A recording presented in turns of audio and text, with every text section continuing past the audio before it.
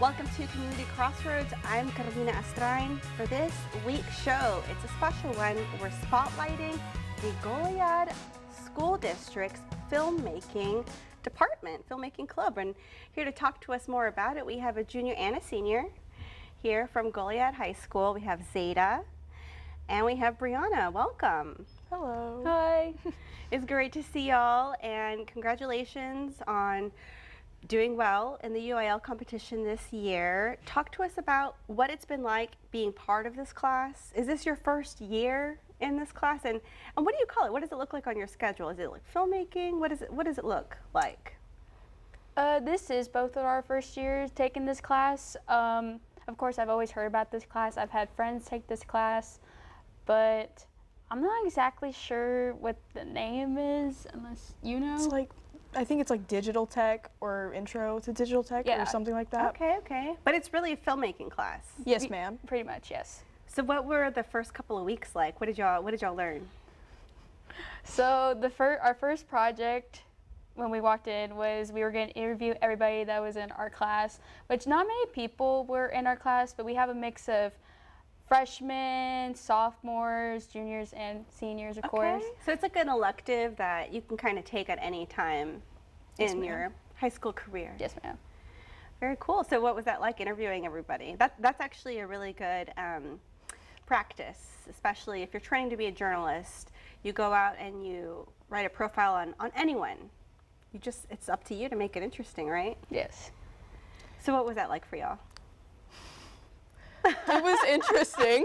I love your first reaction. With mine, so it's my first time using one of those fancy cameras, and I wasn't focused on the camera. I was focused more so on the interviewing portion, and I went through a solid 10 minutes without the camera recording. Oh, that's happened to me before. And all I had to do was my teacher tapped me on the shoulder and then pointed at the light, which is supposed to be on, but it was off. And I lost a good chunk of footage. Oh. Safe to say I will never make that mistake again. I can tell it was painful. Yeah, that teaches you, right? You have to do your, you could call it a safety checklist, you know? What do you have to check first? You've got... Make sure everybody's mics are working mic check. Good, and then make sure the camera is set up and on. Good part. Battery's charged. Just make sure everybody's ready to go.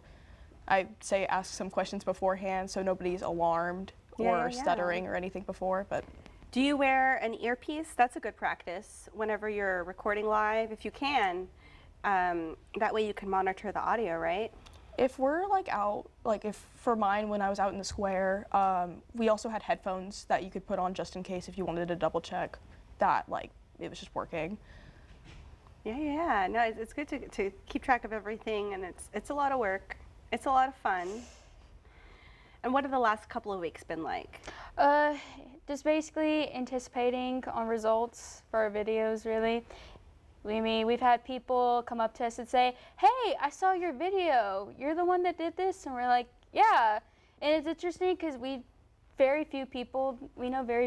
We're have very close friends in a small circle. So it was kind of weird seeing people outside of our circle in the school, other staff members say "Hey, I watched your video. Good job on it." And we're like, "Thanks." We appreciate it, but it's how do you know that we made a video? Yeah, no, it's exciting. I mean, you get your stuff out there, people see it, and it's a little bit of a shock at first, but then you're like, wow, maybe I'll do this again. This is fun. So, well, I'm so glad that y'all are here sharing your experiences, and I get to talk to y'all, get a little peek into the window of, the beginning of what could be a long storytelling career for both of you. I've heard that these videos are really great.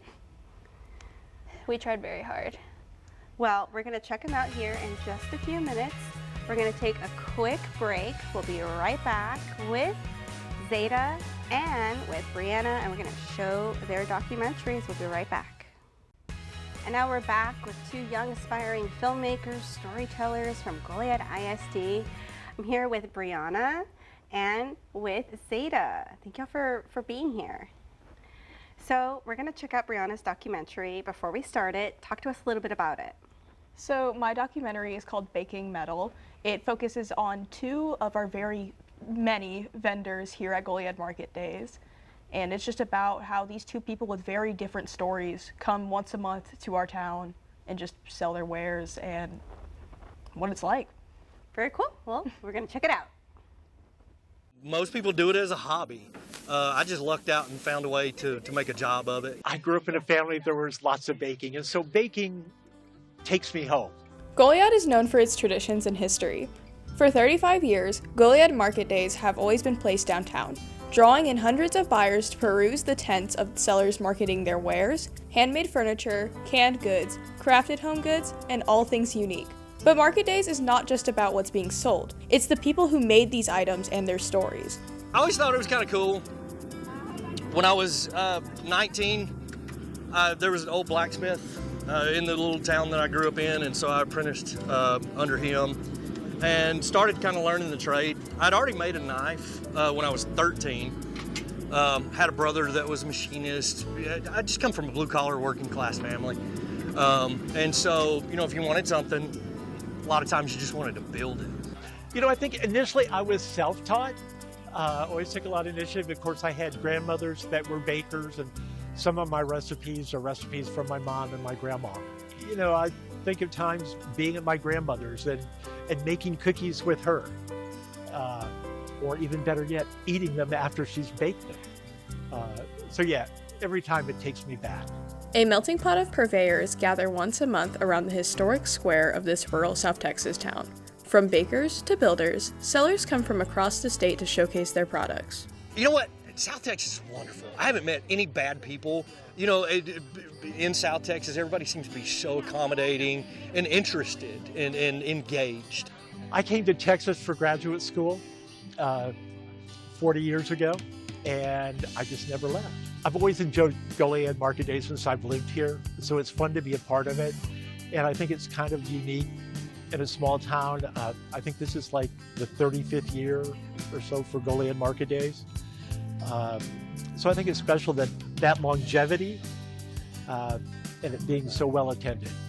The fact that you can take something that somebody walks past and doesn't see the value of it, and you can turn it into something. Like everything on that table just started out as just a piece of metal, you know, or something like that. Like I wish I'd have brought it today, but I have a prop axe that we made for the TV show Forged in Fire, and it's a $10,000 weapon, but it's really just made from the axle of a truck and a trailer hitch ball and some heat and some other stuff. So to be able to take junk and make something worth $10,000, it's pretty cool. And it's a discipline, so it keeps me healthy, it keeps me eating right, you know, and stuff like that. So I have to live my life in a healthy manner to be able to do this job. But I would say the number one thing goes back to the creativity of it, just being able to make things. One of the things that I try to think of is my food philosophy, which I have, and that is just honoring the ingredients with what I bake with. And so when I'm baking, thinking about where the flour came from, you know, how many hands have been involved before it got to me, and really kind of honoring that process. And I always say, I only bake things that I like. And I think I like them because of the memories that go with it. And that's kind of my motto. I always say Goliad Baking Company is about baking memories. So other than this, I do a lot of wedding cakes and birthday cakes and stuff. So I get to kind of infiltrate every special event in my own way. Goliad Market Days isn't just about the shops selling their products. It's also about the people that run them. They are creators with unique pasts that find a home every second Saturday. Though the only thing that Mr. Tinney and Mr. Martin might have in common is their use of fire, they both find a humble community here in downtown Goliad. And that was a documentary by Brianna Gucher of Goliad ISD. When we come back, we'll have another documentary by another Goliad Tiger. We'll be right back. And now we're continuing our showcase of talent from Goliad ISD. We're here with Zeta Hobbs and Brianna Gucher. Brianna, we just enjoyed your documentary. Great job. Thank you, ma'am. And Zeta, talk to us about your documentary before we play it. So my documentary is called Serving Hope, which basically the rundown of it is about the volunteers at the Goliad Food Bank who all come together at the beginning of Wednesday every month and just help out others in need, donate, because they just want to. They don't feel obligated to do it. They're doing this out of the kindness of their hearts and, hoping to make a change in our little community. All right, let's check it out. Everybody gets hungry.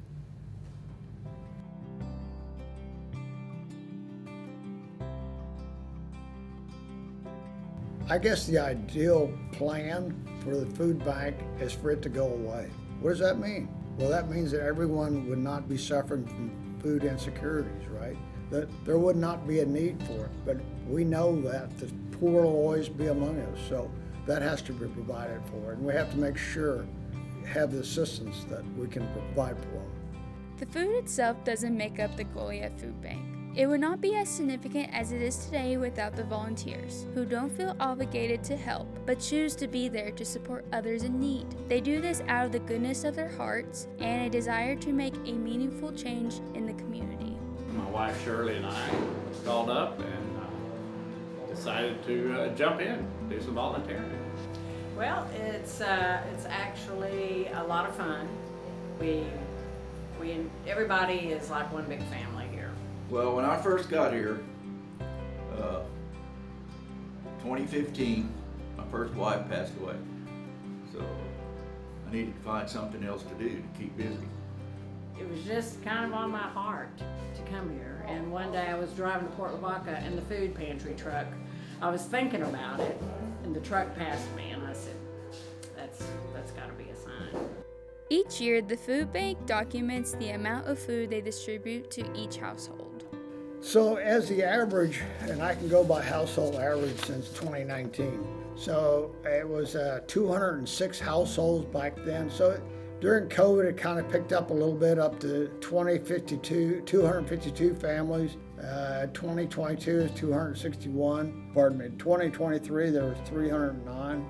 And actually last year was 324. I would easily profess that the Goliad County Outreach is the only organization I know where the volunteers are consistent. We have about 25 volunteers that always show up and help out. It's only 2 hours in an event, bagging the groceries, unloading the truck, or distributing the food. But you wouldn't believe how well people just coming together and talking and visiting, having a good time. We have a great bunch of volunteers that show up and do it. So We really get along with everybody, We're all just one big happy family, We can kid with one another and pick on one another. And nobody really gets their feelings hurt, at least I don't think they do, So. It's doing the work that everyone should be doing to help mankind become a better within themselves, make themselves better, make the community better. Step up, I think. It's good to be able to help people that, they have hard times. A lot of people, groceries cost a lot, so this is a great place, and we're very fortunate to have the finances to keep going and, Oh, it's very rewarding, very rewarding. See a lot of people that are in need of assistance. And, once you get involved and see the good that you're doing, it's very rewarding. because I guess we have all the same mentality, really, here to help. Gratitude. A lot of people really tell us thank you every time. Big smile on their face. But what I'm hoping for is that someone remembers that they were helped in the past and they would continue to help in the future for someone else. Yeah, I'm really proud of what's happened here, really am. We've gone from a lot of headaches to a lot of heartaches to where we're at now. Right now there's a crisis where Food Bank Golden Crescent doesn't have the commodities we normally order. We probably order about 10,000 pounds of food every month. That's a lot of food. Here we can see how much food was distributed within the last few years. Once you take a look at the graph, you can see that the number starts increasing. As a result of that, the need for food has become a major concern in our community. How we can help and make a change is by donating or volunteering at the Goliad County Outreach Food Pantry. Remember, everybody gets hungry. It's a downhill thing, and people don't realize that there's a lot of things going on above where we're at now. And we'll be right back with more from our filmmakers.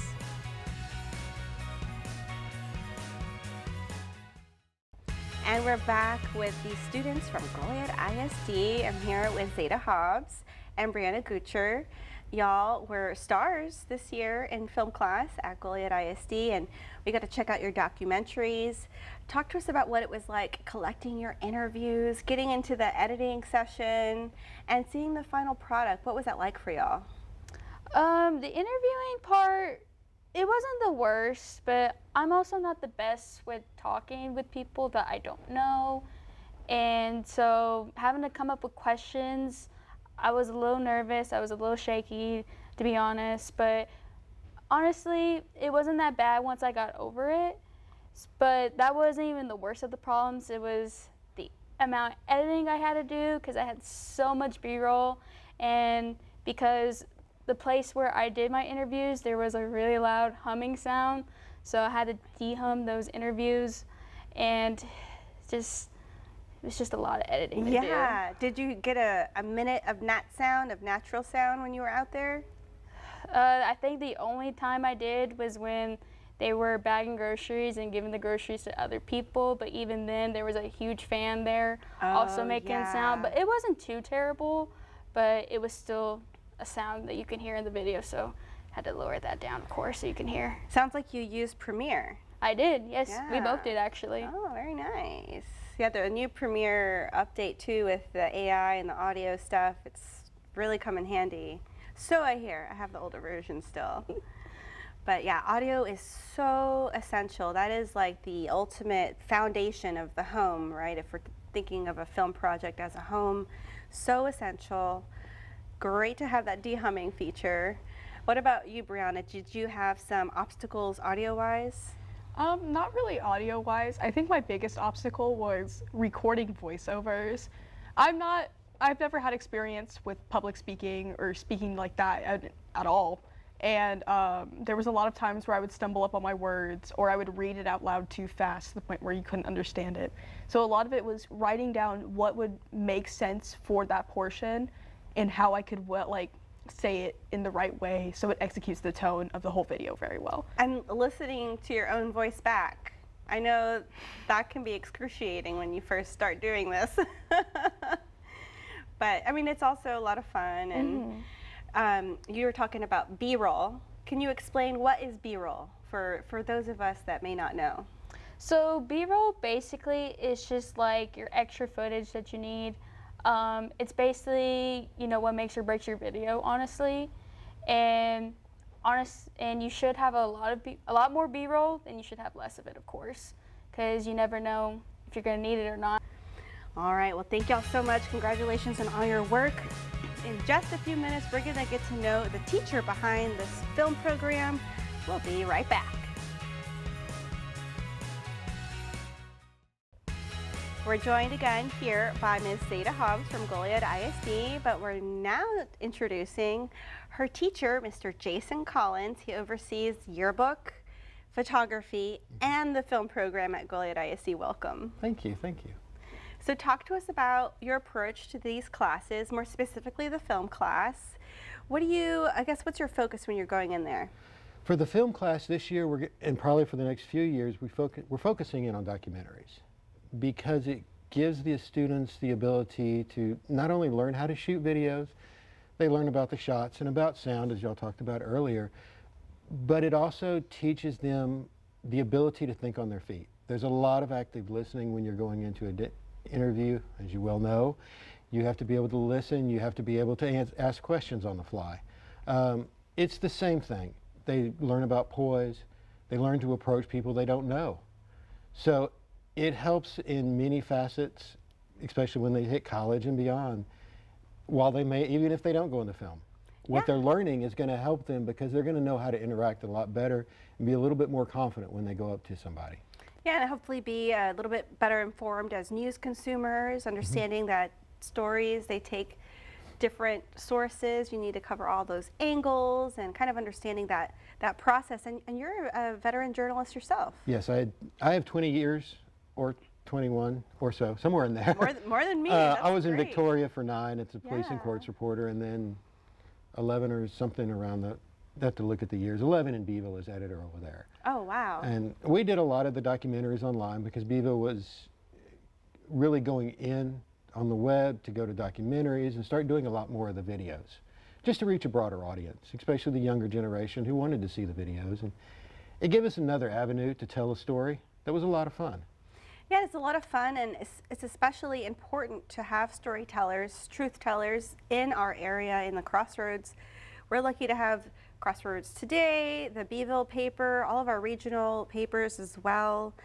So it's just contributing to that, hopefully, future pool of journalists, right? Yes. We're pushing journalism on her. Yes, she would be excellent at it. All of them, and they all learn about it. They learn about what to look for and what to listen for. And there's a lot to it, but yeah, there's a lot to it, and especially with social media changing up the game, it's more essential now than ever for our youth, the students, to understand what goes into that. So we're really proud of you. Thank you. Yeah, and I we're really excited. appreciate it. Yes, and we're excited for Goliad ISD and hope to see the film program grow. I do too. Administration has been very supportive of it. I mean, anything we need, they're more than willing to help, and I couldn't be more proud of these girls. I mean, they did amazing. I would be proud to put that on any website at any paper I worked at. Well, congratulations, and we're hoping to hear some more updates on the program as we move forward, and go Tigers! Thank Go you. Tigers! Yay. Yes! All right, well, that does it for this week's show. Thank y'all for joining us. We'll catch y'all next week.